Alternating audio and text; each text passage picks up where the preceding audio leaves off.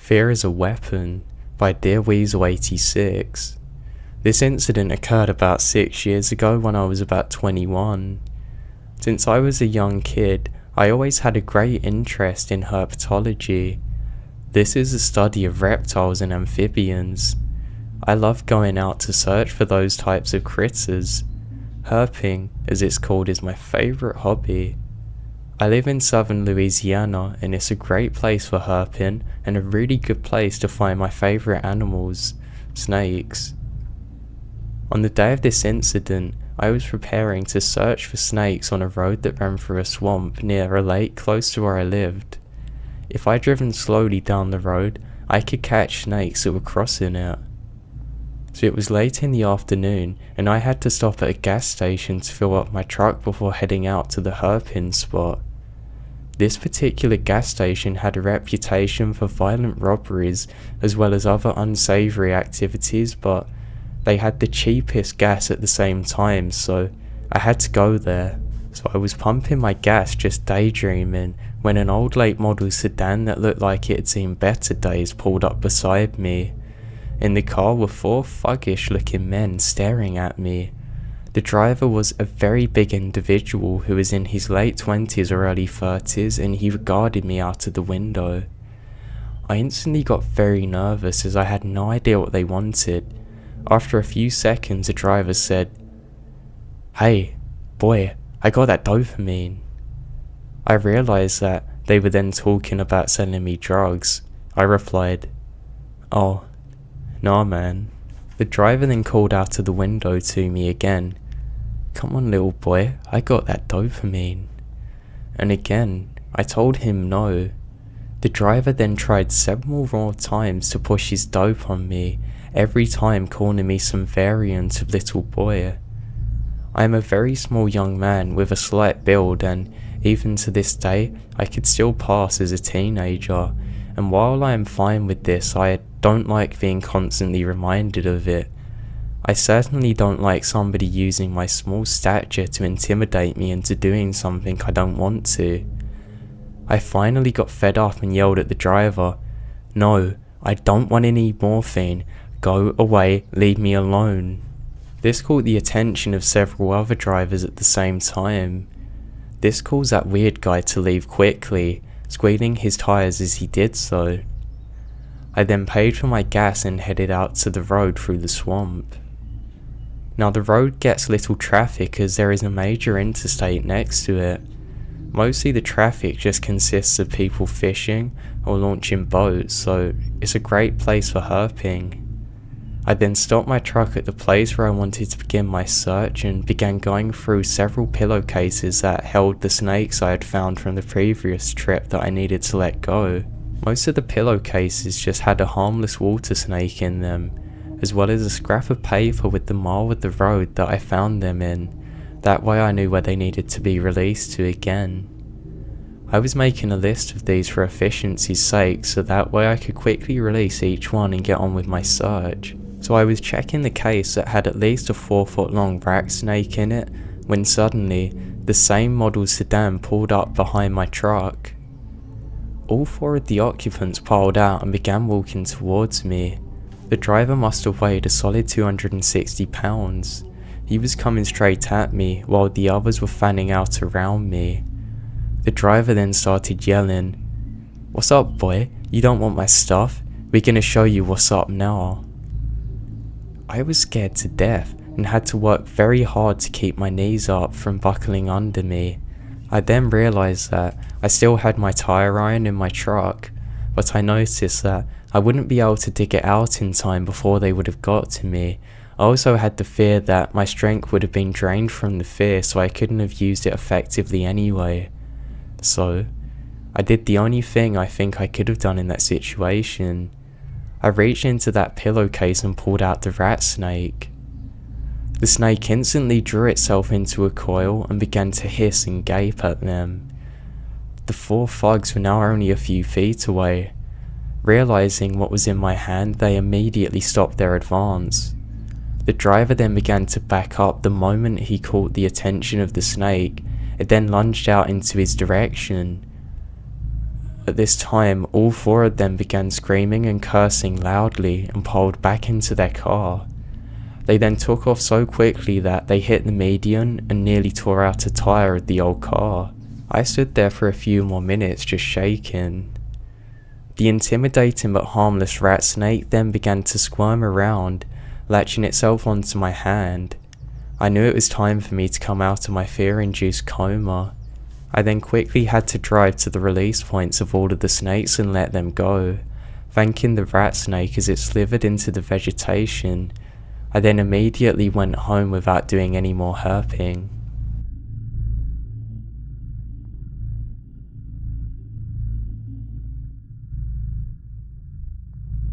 This happened to my cousin, by Lover O'Bowl. I'm very close to my cousin, and she comes to visit me and my grandma sometimes, and we then just sit around and talk about what's been going on. This one story scared the life out of me, however. At the time, she was working at a retirement community that often involved her staying late night in order to help out the residents bathe and whatnot. On this particular night, she decided to go and get gas and some snacks, and she had a pretty uneventful ride through lots of abandoned streets that were surrounded by farms and land that was for sale. While she was driving, she noticed that a truck turned and began driving behind her as she turned. She thought nothing of it and continued on her way to the gas station. She then noticed that the truck tailgated her on the empty road. She sped up and the truck did also. She did, however, feel a sigh of relief as she turned into the gas station parking lot. Unfortunately, he did too. She pulled up to a pump and watched. He didn't. He pulled up right behind her, boxing her in though with the car park in front of her. He wasn't near any pumps. She said she knew for sure something was up at that point. She then got out and practically sprinted into the gas station. She then grabbed a soda and started pretending to be indecisive about the chips. She then snuck a glance outside and noticed that the man had got out of his truck. He was now coming into the store as well. He then approached her and said, "Hey, there's something wrong with your car." Although she was driving a 2008 car, she knew very well that there was nothing wrong with it. She decided to prod him to see if he was tricking her. "What's wrong?" What? Something's wrong here. If you come outside, I'll show you. I'll even fix it for you. I got the tools in my truck." She then felt progressively more uncomfortable. She then nodded, trying to act like she wasn't panicking while looking at the cashier who wasn't paying attention. "Oh, you mean the gas cap? Yeah, that's been bothering me."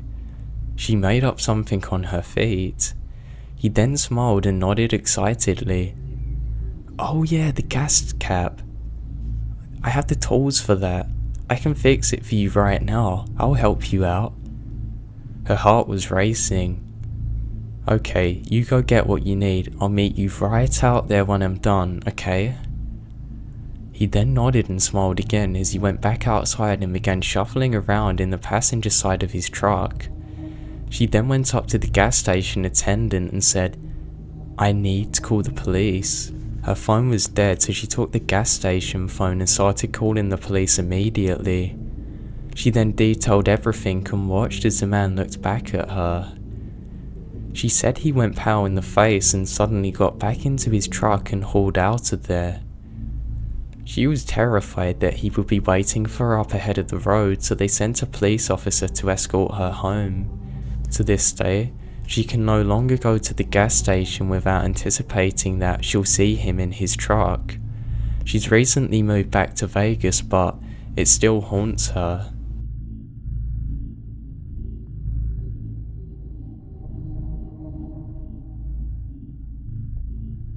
Do you know where Newton is?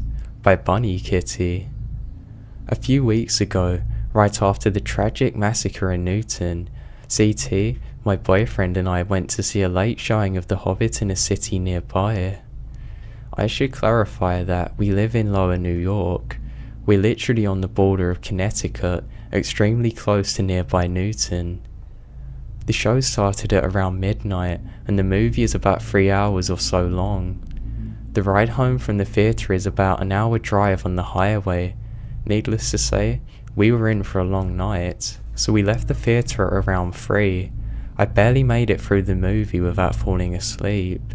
I then took the opportunity to curl up in the passenger side seat of the car for the ride home and catch a nap. After about half an hour of driving, I'm now aware that the car is being pulled over and we're stopping. And I look out for just a second and I see that my boyfriend has stopped for gas at a rest stop. We're the only people at this rest area. I feel okay closing my eyes and continuing my nap. I then listen to my boyfriend pumping the gas. I then drift off into sleep for a minute or two while he goes off inside. I then hear the bell at the gas station door open. I figured that it was just my boyfriend since he had probably paid for the gas and was coming back to the car for me. I then opened my eyes to see an older man in a beat up workman style jumpsuit with a jacket and some lunatic smile coming across his face approaching from the parking lot. He's snapping his fingers, walking directly towards our car. I panic for a second before I see my boyfriend leaving the gas station building, also heading towards the car. The man then smiles at me when he sees me laying in the passenger seat and I bolt upright. I'm just lucky that my boyfriend is a very non-sensual guy. He just glares coldly at the man and then pushes his way past him to get to the driver's door. Hey. The creeper is still smiling like he just won the lottery. You know where Newton is? He's talking really weirdly at this point. I'm really unnerved because that day our community lost a lot of people, children and neighbours. Nobody had been smiling all day after the news of the 27 murders, especially not when talking about them. This guy is showing every last one of his teeth and he looks like he's about to burst out with happiness. I have no idea what the man wants with this information or why he's looking for Newton at 3:30 in the morning the day after the massacre. We have Connecticut plates on our car, but being as how we live on the border of the state, it's not too uncommon for people to ask us. My boyfriend continues to stare at this guy and just says no. As he gets in the car, he then closes the door. The man is now standing so close to the vehicle that my boyfriend bumps him with the door when he opens it. My boyfriend locks the doors and doesn't make eye contact with the man at all and just starts the car. Even when the man starts knocking on the window and smiling at him, he then firms it again. You look like you know where Newton is. Come on, you know where it is. He's pounding on the window while my boyfriend is driving away. The man is still standing on the closed side of the window. I'm so worried that we're gonna run over his feet. While we then pull out onto the highway, I look into the rearview mirror and see that the man is still standing in the edge of the parking lot under the gas station lights. He's just facing our car, watching us, smiling and waving ear to ear.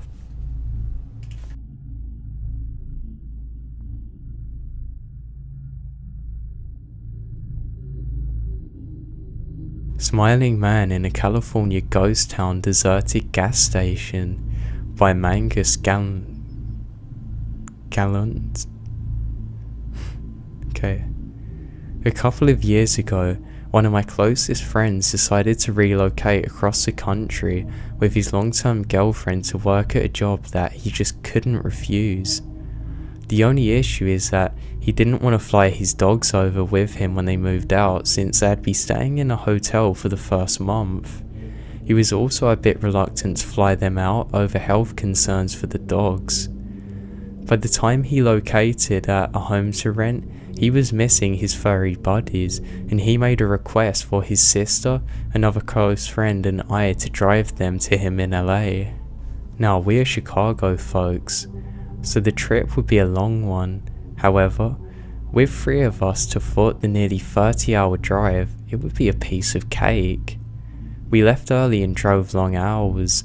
Along the way, it was decided between my friend and I that we'd fought the majority of the drive ourselves and if we needed to, we'd let our friend's sister do some driving.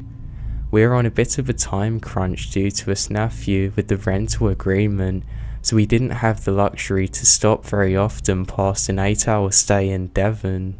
As for the journey itself, it was relatively smooth, apart from getting pulled over right before entering Utah for driving 2 miles in the left-hand lane of an empty highway.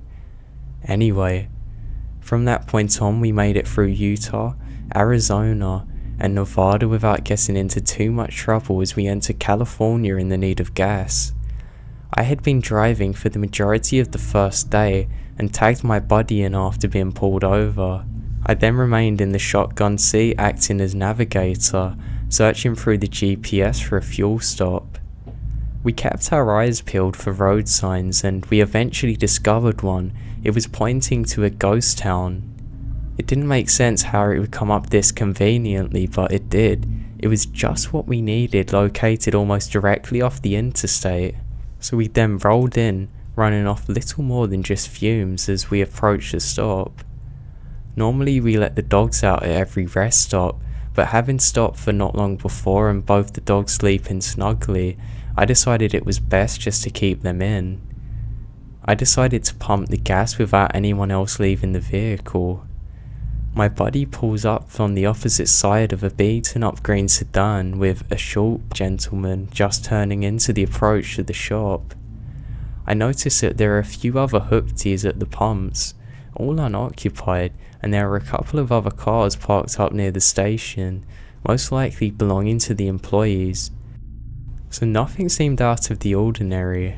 That was until I swiped my card. The pump rejected my first swipe attempt. I chalked it up to being a misreading, so I then swiped again and the pump reads out, "Please see attendant." I was annoyed. We needed gas. I tapped on the window and told my buddy what I was gonna do. I asked him if he needed anything. I then take their orders of what they wanted. I then start walking up towards the store. I did, however, make a mental note of just how strange this gas station was. It was kind of quiet, especially for one of those right off the interstate, but it almost seemed too quiet. As I walked in though, I felt more weirdness. The first thing I noticed was that there are some boxes of chips just left on the floor, like somebody was stocking shelves but just gave up. I then veered to my right. I noticed that immediately there was no one milling about in this place at all. Considering there were 6 cars besides my one out there, I felt like I would see at least somebody. Things got even weirder though when I realised that there was nobody behind the counter. No customers, no workers. It then dawned on me. What had happened to the gentleman who was at the pump adjacent to mine? Surely they can't all be in the bathroom. This is when I got this sensation that something was just not right. I have always been a person who almost felt like I could trust my instincts, and these instincts were screaming to me just to get out of there. I wanted to run, but I held back.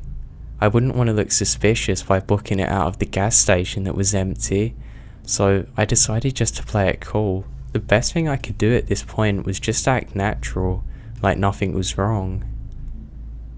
I was probably inside of this gas station for only a couple of minutes when I started to leave, but I stopped just before exiting to listen for something. Anything.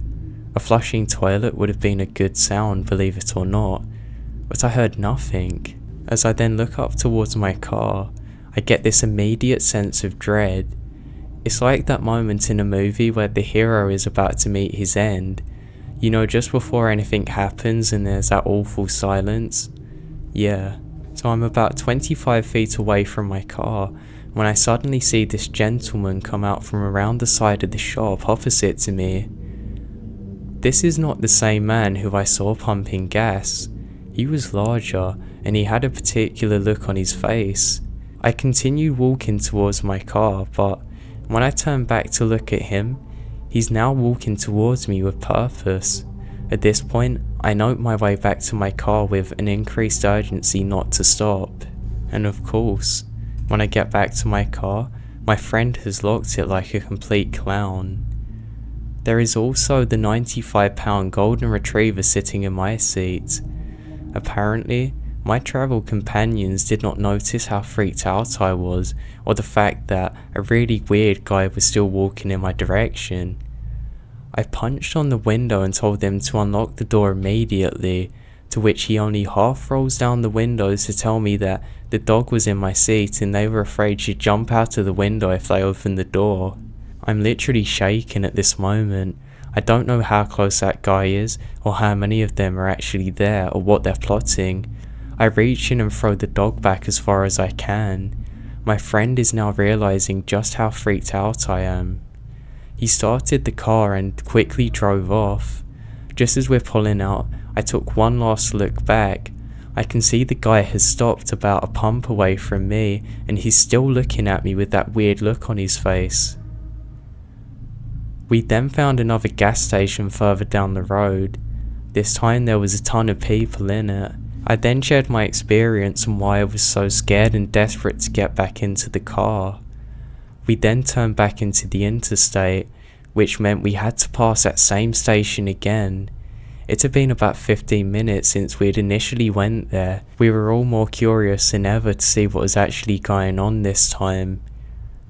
As we looked, we all went silent. Every car was still sitting in the exact same spot it had been previously. Not one of them had moved an inch. Although thoroughly freaked out, we could not stop looking behind us just to make sure we weren't being followed.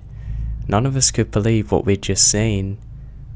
After a while, I then received a phone call from my credit card company saying about $100 exchange at a mobile station. In the end, we all made it safely to LA, but I want to know what the hell was really going on in that gas station.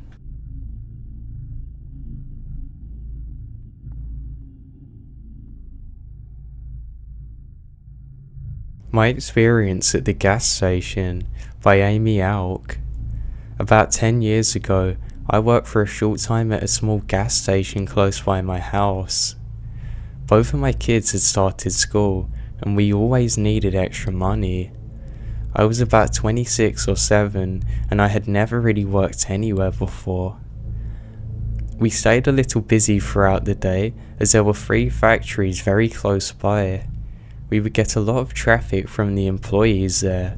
We would usually get most of our customers flying through during the shift change times.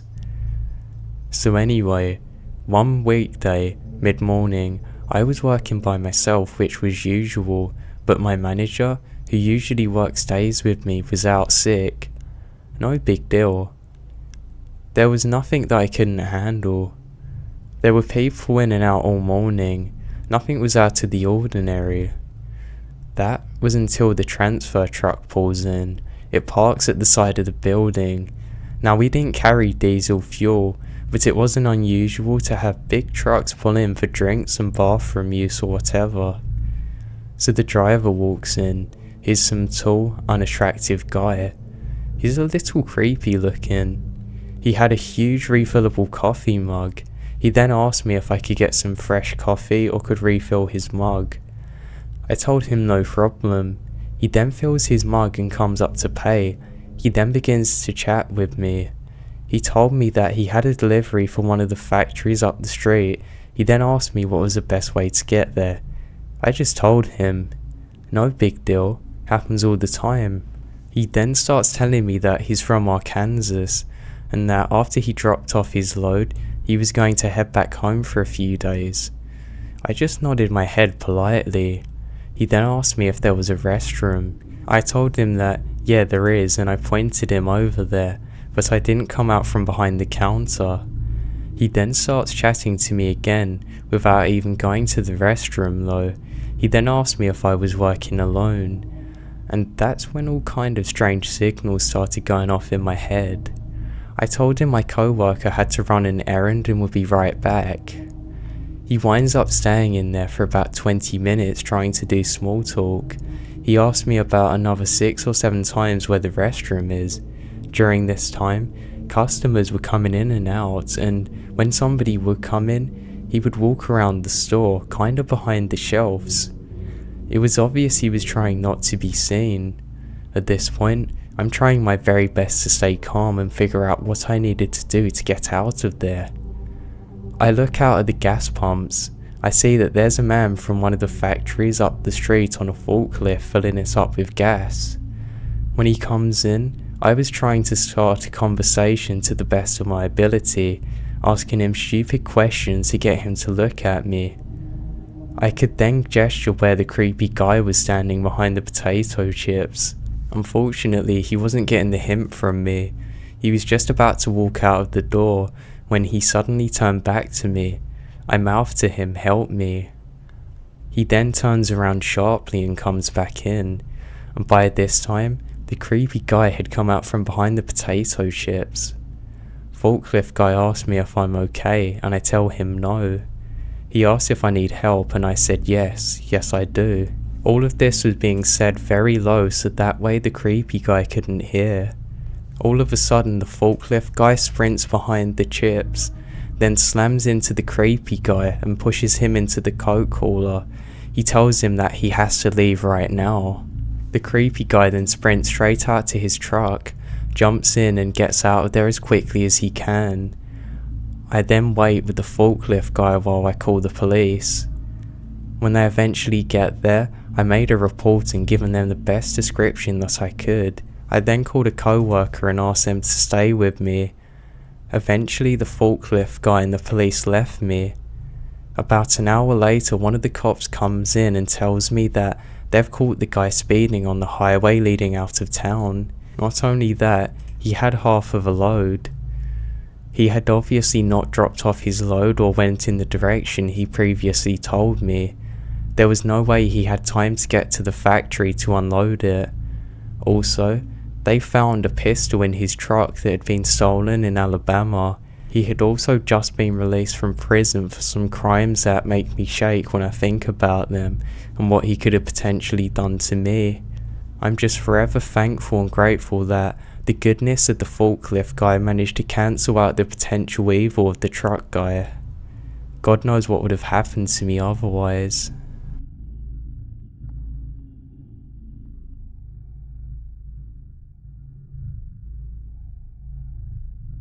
From the grocery store to the gas station to my complex, by Indy Clear. My husband works opposite shifts than me, so we always end up doing our errands separately. My errand that afternoon was to pick up the groceries. It was unseasonably warm outside, so I was just wearing flip-flops and a tank top. Whilst at the grocery store, I kept on seeing a man walking the same aisle as me. Literally, aisle after aisle. I mean, this isn't too uncommon.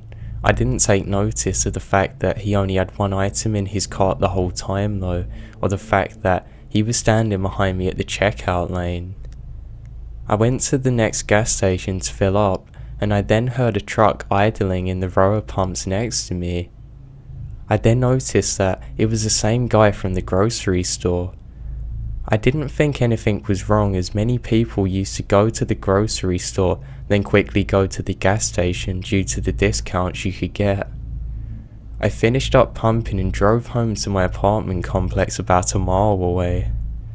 As I was getting the groceries out of the truck, I felt a presence near me, and then I saw that again it was the same man. Now I was able to get a better look at him, and I could even see his truck in the parking lot. He then walked up towards me. I asked him if he needed anything. He then nodded his head and said, "Josh, I saw you at the store and I knew I had to follow you home. I had to know where you lived. I just wanted to touch you." Now of course, at this moment I was right outside of my apartment and knew going to it would be a massive mistake. It was while looking at my apartment that I realised my neighbour's car was there. I then slipped my phone from my purse to my hand and told the man, "You're being very inappropriate and you need to leave me alone." He then shook his head and said, "I don't think you understand that I need to do this." He then leant in towards me and grabbed me. I instantly dropped my groceries on the ground and started to run away. I didn't even bother looking behind me. I just flipped out my phone and quickly called my neighbour. He then instructed me to meet him under a tree somewhere. I didn't even bother looking back because I knew this guy was probably after me. So I ran behind the tree and hid, waiting for him, and then I saw the same guy drive by slowly in a blue pickup truck. Unfortunately, I was too shaken to look at the license plate. When my neighbour got to me, he walked me back to my car and we saw that all of my groceries were also gone.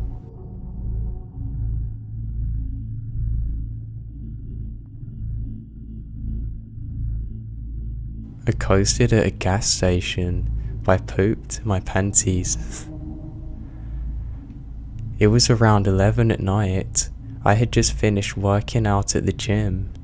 I went to the grocery store to pick up some food for the next couple of days. While at the grocery store, I decided to get $120 cash back. This was money that I owed my mother. Unknown to me at the time, this was money that I would come so close to losing. Instead of going straight home, I decided to go for a little drive. I just got my car not too long ago, and the novelty of driving stick hadn't worn off just yet. After about an hour and a half of driving around the city, I decided it's about time to head home. While driving, I then pass a gas station that's kind of close to where I live. I decide that now's a good time as any to pull into a gas station to fuel up. I pull in, and I'm the only one at the gas station. I'm in an industrial/business part of town, so there isn't really much around. That's when I notice that there's a lot besides the gas station. There's no lights in it besides the light illuminating from the gas station itself. I then notice that there's an SUV sitting there. It's about 100 or 200 meters away. I don't think too much of it. I get out and start pumping gas. I then notice that there's a woman around the corner who begins walking straight towards me. As soon as I notice her, a shiver ran down my spine. I then instinctively lock my car doors. She continues to walk towards me with her hands in her pockets. She's staring straight at me the whole time. I got into a fight with my boyfriend. He left me there. Can you give me a ride to my mum's house? She said casually in her raspy smoker's voice. Another chill then ran down my spine as she repeated the question, word for word almost, in that same raspy voice. I have to pump gas first, I said to her, keeping my eyes on her the entire time. She then walked around to the passenger side door and grabs onto the handle. Can you unlock it, please? I'm cold. I've been here a while. I have to pay for gas, I said, deciding to cut the gas pumping short. I then walked inside and talked to the guy behind the counter. I told him that the girl outside was kinda suspicious and I didn't know her. He just kind of shrugged it off and told me that I wasn't interested enough for his time and I just walked out. I guess that she must have been high or something. I wasn't too sure. As I walked out, the SUV that I'd mentioned earlier started up. I watched the driver maneuver himself so that way he could just drive out of the exit. He stopped with the engine still running, and he was about 100 meters away at this point. Can you open the door now? I'm really cold. So many alarm bells went off in my head already. First, she looked kind of sketchy. She was dressed well enough, but her face was just pretty rough. She was covered in makeup, but it didn't hide how nasty she was looking. Her sunken eyes were dull, bloodshot, and just dead looking. Second, she didn't seem like a damsel in distress at all. She didn't seem upset and she spoke without much emotion. No, that's not my problem, I need to get home, I said to her as firmly as I could. Come on, you're driving me home, right? I can't, I have to get home right now. Reaching for my phone. I'm cold, I've been out here for hours. She then shouts at me, pretty angrily for somebody who's asking for a favour, I thought. I then notice her look at the SUV.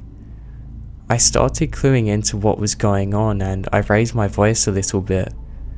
That's not my problem. I'm now at the driver's door. I'm freezing. You said you'd drive me home. No, I said, starting to raise my voice. She then started raising hers. We weren't yelling, but it was getting a little heated. We went back and forth like that for a couple of minutes. My mind was racing. I thought about losing my car, about getting stabbed or shot, about getting robbed for the $120 I had in my wallet. I just lost it on her. Get back right now, I swear to God you have no idea who I am.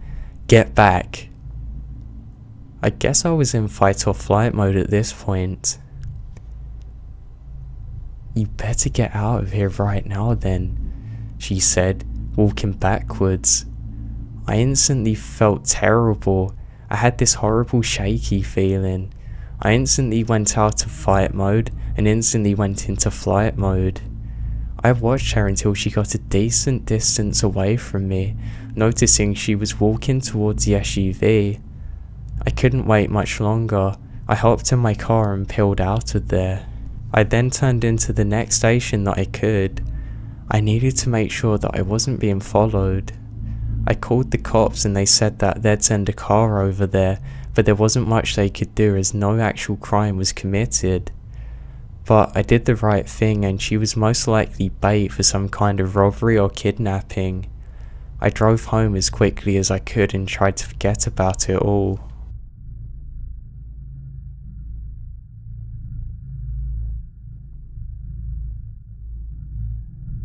Guy at the Gas Station by Crayola Cola. So my boyfriend and I were following an all-nighter. Being the computer addicts we are, at about 7 in the morning, we decided to run to the gas station just outside of our neighbourhood for some energy drinks. We pull up and park on the side of the building, away from the other usual creeps who go there. I then watch as my boyfriend goes in and grabs the drinks. As he enters, I see a man at the corner of the store. He's leant up against a wall drinking something from a paper bag. He eyes up my boyfriend as he enters, then his attention flicks to me. I got an instant uneasy feeling but managed to remain calm. I know that my boyfriend shouldn't be more than a few minutes. Sitting here alone, I watch as he edges closer and closer to the car. I started to get really scared and started shaking a bit. The guy then comes super close, but I suddenly feel a rush of relief when my boyfriend returns. I can't help but notice that that guy is still watching us. As soon as my boyfriend returns, I can see that the guy turns a corner towards him and starts following him. I freeze up. I have no idea what this guy is about to do. My boyfriend then walks faster. The guy keeps pace. And right as he reaches the car door, the guy starts making a fast grabbing motion towards his throat. I throw open my car door and start blaring the car horn. The guy scrolls up at me and backs up against the wall. My boyfriend jumps in the car and we speed off. I can still see him as we drive away.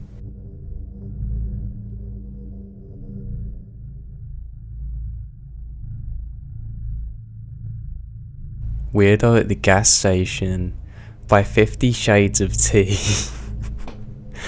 It sounds like my version. These are getting really good. So a little context to my story. I go to a private Catholic university in downtown of one of the most dangerous cities in America. Next to my dorm, there is a little gas station that sells snacks and stuff. I go there pretty often because they sell Ben & Jerry's ice cream and everybody needs that in their lives. So at the time of my story, it It was about 1 PM and I was heading to my next class. I thought I would stop there and pick up a snack before class. I was waiting in line holding my yogurt, and all of a sudden this huge guy comes out. He was probably 6'5" and 250 pounds. He taps me gently on the shoulder and tells me that my hair is really beautiful. I'm somewhat used to this encounter because I have really long natural strawberry blonde hair. I smiled warmly and turned back around. Nothing about this guy scared me initially. Suddenly, out of nowhere, I feel a huge hand slide up the back of my neck and grab my hair. The guy groaned and yanked it back. I by no means was able to defend myself against this monster of a man. I'm only 5'2" and about 140 pounds. I screamed and whipped out my pepper spray that was on my keychain. Luckily, the guy behind the counter dove over the desk and slammed him off of me. I was still in a weird state of shock. The guy who pulled him off of me was super kind and then made sure that I was okay when I left outside. I haven't seen that guy since, but just the power of that guy alone scares me.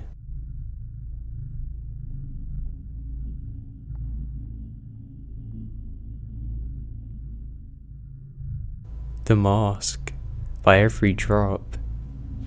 This encounter happened to me a while ago. I couldn't share it for a long time.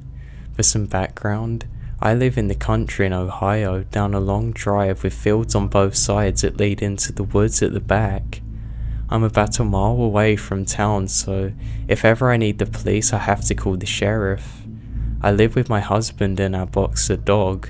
So my story begins when my husband was getting some overtime at his factory job. It was a Saturday and he was working his third shift. I had spent the evening at my parents' house and didn't want to head home until around midnight. I stopped in town at a 24-hour gas station to get some drinks and chocolate and some beef jerky for my dog.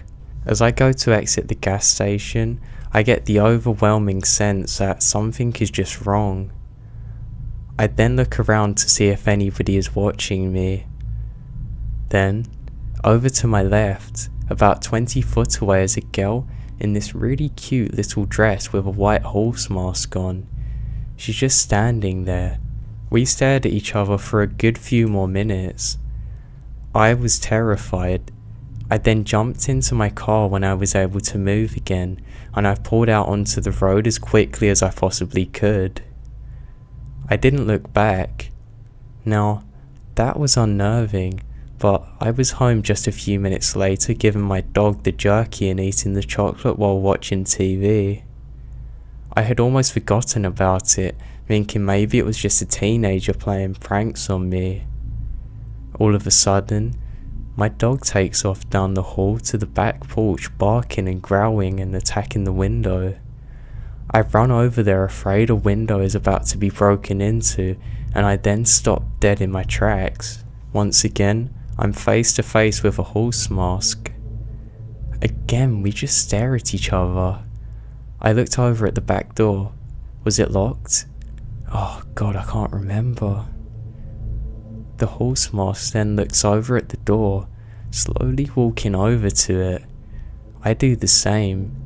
We both reach for the door at the same time. It was locked. The horse mask then looks behind her, and for the first time I look around at my backyard. There is a guy in a horse mask too. I'm like, okay, this is enough. I'm gonna call the cops. I then go and grab my dog and shut the porch door. I go into the living room and go to grab my cell phone. Of course, I left it in my car. It's in my car. It's in my garage. My dark garage. Basically, now lacking any other choice, I had to open the door to the garage and try to open my car door. But guess what? I must have locked it and I didn't see my keys anywhere. I then crept back into the house. There's no sign of my dog now, but there's no sign of the horse masks anymore. I then crept to my back window to see if I could see anybody, but I couldn't see anything. I grabbed my keys and grabbed my phone. I then called the sheriff and told him what was happening. I explained that I was followed home and was alone. They asked me if they were still outside. I looked out of the window and I couldn't see anything. That was until I got to my front yard. Right out there they were, just standing about 100 feet away holding hands, staring.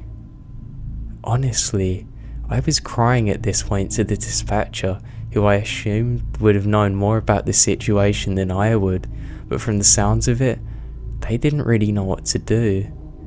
As I just stood there, clearly on the phone, the girl waved at me. Then, they walked hand in hand down my lane out of sight. It took the sheriff 10 minutes to get there. They found nothing, so that was the last I ever saw of the two people in horse masks.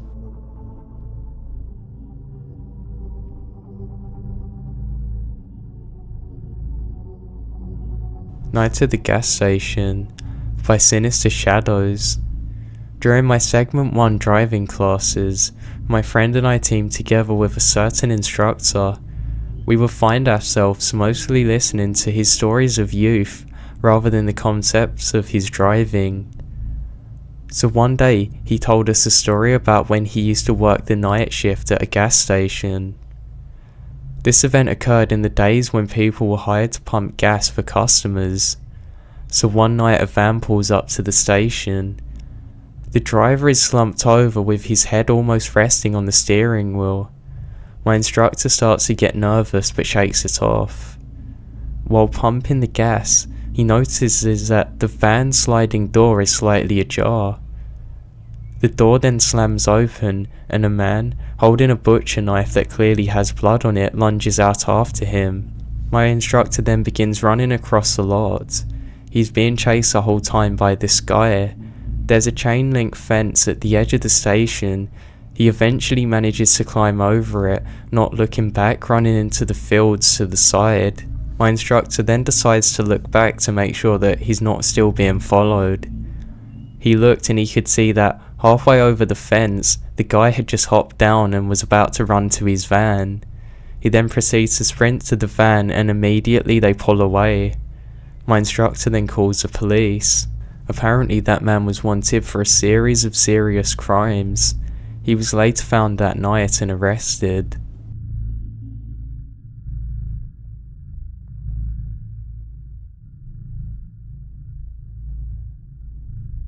I hate to think what he was going to do. By Deep Space Heater 317. So my husband and I were driving home after I picked him up from work at around 6 o'clock. The sky was getting dark already. He was very tired from work, so he just reclined his chair back and took a nap. I stopped over for gas and quietly got out of the car as to not wake him. Right as I started to shut the door, a hand grabbed it and a voice then demanded that I got back in the car. Of course. I screamed and my husband woke up quickly and jumped out. I turned around to see a very weird looking man. He had very old clothing and he had loads of meth scars on his face. He quickly backed up and threw his hands in the air. I wasn't gonna do nothing. I wasn't gonna do nothing to her, he said to my husband as he knelt to the ground to show how harmless he was. I was shaken and I told my husband just to get back in the car. The man then took his opportunity and bolted out of the gas station into the woods. We sat there for a minute, then went inside and called the police with the cashier inside. He obviously thought I was alone because my husband's seat was so low and he was out of sight. I find little comfort in the fact that he could have potentially kidnapped me. We would have been 15 miles away from the nearest person outside of the gas station worker.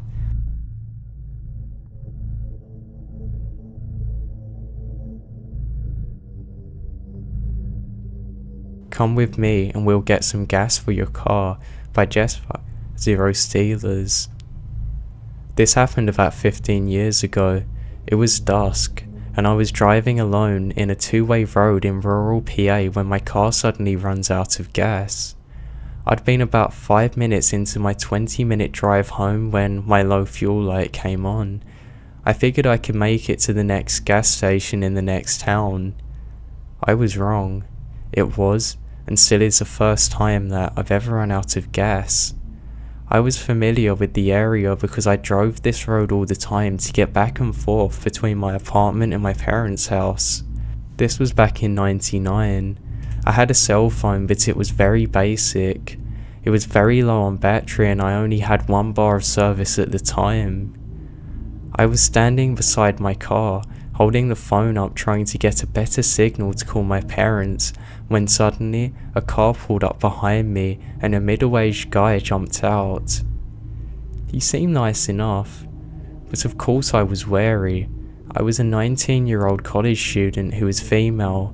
I was alone. He proceeds to tell me about how he has a full gas tank and he can easily come and get me over to his house, which was just up the road. "Get in my car, I'll take you there. I'll bring you right back," he said to me. I politely declined, and I asked if that he could simply bring me the gas while I waited. This is when he got agitated. "I'm a deacon at my church. I have 3 grandchildren. My wife is at her house right now. Just come with me." Obviously, I said no. I think I even said something like, "Sir, if your wife or daughters were in my situation, would you want them to go into a stranger's car? Sorry, but there's no way I'm coming with you." He was obviously annoyed, but he said, "Fine," and told me that he'd be back in 10 minutes. As soon as he drove away, I tried calling my dad again. When my call finally connected, my dad left his house immediately. It took him about 20 minutes to show up, during which I stayed in my car with the doors locked. The guy supposedly also only lived up the road. I never saw him again for the entire duration of my wait for my dad.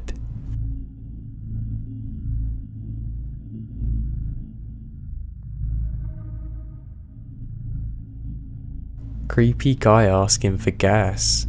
By inconceivable. So this happened quite a few years ago, when I was maybe 14 years old. To set the scene a little, my dad was out of town at my grandparents' house and it was me, my mum, my little sister and little brother at home. We lived in an old house in a fairly quiet neighbourhood. It was quiet and around midnight and we were all going to bed after watching movies. I then went to walk upstairs to my room to get in bed and I suddenly heard a knock at the door. I go back downstairs thinking it was my neighbours needing something because, again, we lived in a quiet neighbourhood and it was midnight, so I just go downstairs. I then see my mum talking through the door because she didn't want to open it. She motions for me and my siblings to get away from the door, so we all step back and listen. This was a guy asking for gas. My mum told him that we didn't have any gas and sent him across the street to our neighbours. She did this because our neighbour is a big scary guy who owns a whole lot of guns. At this point, I should mention that we lived maybe a minute drive from a gas station, so not very far at all. Anyway, my mum sent us all to bed and that was it. Years later, I reminded her of this and her face immediately got pale. Pretty strange reaction because I had never seen her react like that before and I didn't think of it as a bad situation at the time. She then told me that she heard someone's vehicle outside her house. She went to the window and saw the guy turning his truck into our drive and another one hop our chain link fence. We assumed that he didn't think we had dogs or didn't want to alert them. She also said that he tried to open the door. She was holding the door shut and talking to him through it. She said he kept trying to turn the doorknob and push the door open. I couldn't see this because she made us get away from the door. When she sent him next door, she watched him cut through the neighbour's yard and get into his truck and drive off. never even asking them for gas. She told me that was a reason she sat in bed with a gun all night in case he ever come back. Now, the next part is the reason she went pale and freaked out. All of this happened on a Saturday. The following Monday, she gets to work and checks the jail logs. She sees that this guy got arrested for attempted murder, attempted kidnapping, and other things. I get chills whenever I think about this night.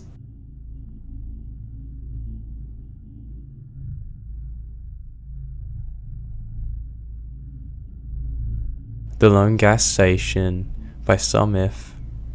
I live about 20 miles away from the city in which I work. I live out in the country. About a short walking distance from my house is a highway, and on the corner is a 24/7 gas station. So last week, I went right by there during midnight to grab some juice and peanuts. I then see one car parked on the side. This is normal. It's usually just a guy working, and rarely are any customers at this time. Do you ever get that feeling of dread coming over you, like something is wrong? Well, just as I walk in, I don't see anybody. Nobody behind the counter or even in the store at all for that matter. So I assume that they may be just in the bathroom or stepped out to the back for something. I then suddenly heard the chime on the door when I came in. I'm feeling weird and uncomfortable, so I wait a minute even though it felt like forever. I don't see anyone, so I eventually decided to call out, "Anybody here?" I didn't get a reply to that, so I simply waited a minute, put my peanuts down, took one last look around and walked out the door. I then checked the car park to make sure that there wasn't anything troubling anyone. I even glanced down the side of the store to make sure nobody was there. I'm pretty uncomfortable at this point, so I just decided to call the police. They then show up 10 to 15 minutes later. To be honest, it really did feel like an hour. They then went to search the place. They then find the cashier dead in the men's bathroom, beaten to death.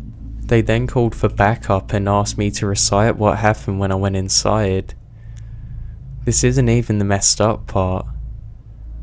So I then get back home and my dog is just on the front yard staring at me.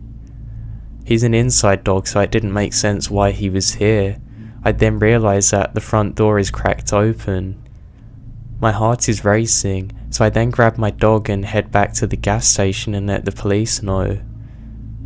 They send one of the guys to search my home. Nothing is stolen or out of place, but there was signs of forced entry. So this was last week, and about 5 hours ago, I get a call from my brother who works at the county sheriff's office. Supposedly, they pulled up the camera footage about 10 minutes before I walked into the store, and somebody come in. They started punching the cashier and then dragged him into the bathroom. On the footage, you can see me walk in and look around and call out, and then you can see me walk out and check out the car, then walk into my vehicle to make the call. About this time I'm in the vehicle. The alleged murderer walks out of the bathroom, sneaks out of the back door, and before leaving the view of the camera, he takes off in the general direction of my house. Fortunately, my wife was out with some friends watching Beauty and the Beast again, but I'm convinced that I missed a murderer at the gas station who then broke into my house. This week I had new security cameras installed alongside a new front door, but I'm pretty sure whoever did this is still out there, and I'm sure that none of this will stop him. I hope you enjoyed the video. Thank you for watching. Thank you again for leaving the comments below my last video, asking me who you'd like me to work with. I've just started going through them and I'm in the process of working with a really big range of narrators.